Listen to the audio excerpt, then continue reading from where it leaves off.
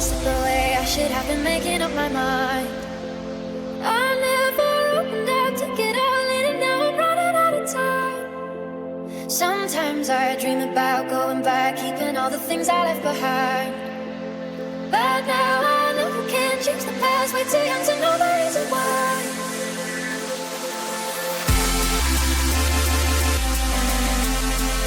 And it all comes rushing back, rushing back. We are so back. And it all comes rushing back, rushing back. And it all comes rushing back, rushing back.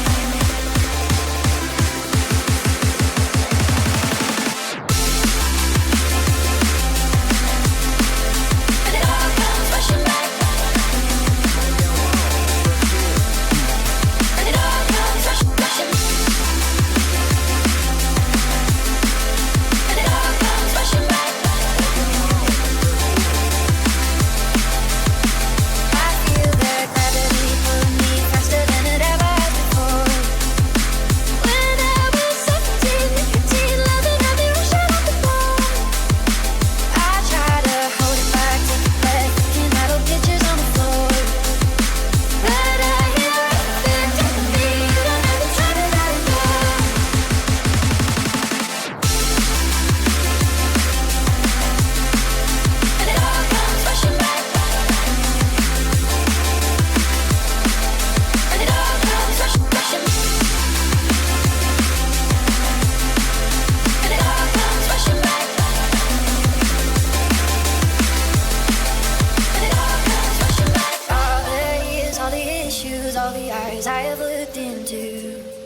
The stages and the love all comes rushing back at once.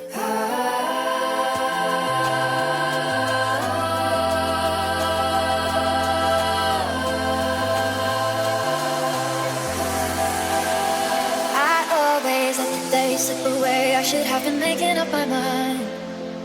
I never opened up to get out late, and now I'm running out of time. Sometimes I dream about going back, keeping all the things I left behind. But now I know I can't change the past. Way too young to know the reason why.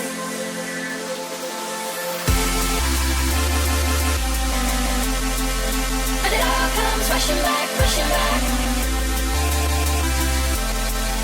And it all comes rushing back, rushing back. And it all comes rushing back, rushing back.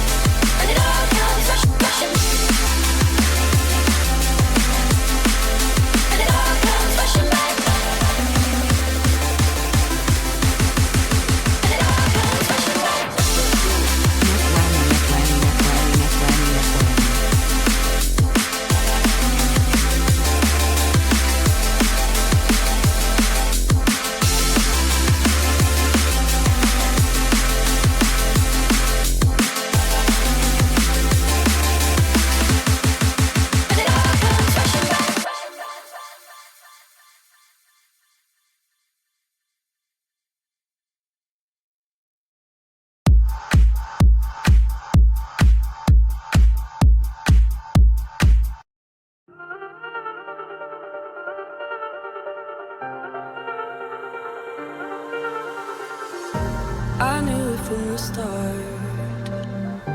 You leave me in the stars, like heaven in the dark. I'm a dreamer, take me deeper.